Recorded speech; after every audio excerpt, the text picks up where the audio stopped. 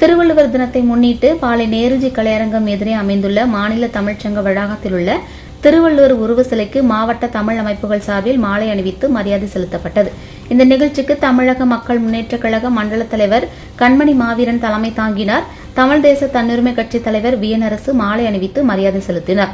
இதில் ஆட்சி தமிழ் புரட்சி கொற்றம் முத்துக்குமார், தமிழ் சான்றோர் பேரவை மாநகர தலைவர் வக்கீல் சுதர்சன், தமிழர் தேசிய களம் பொறுப்பாளர் மணிலலிதா, ஓவியர் சிங்கராயன், எல்லாள நெல்லைத்துறை மற்றும் பலரும் கலந்து கொண்டனர்.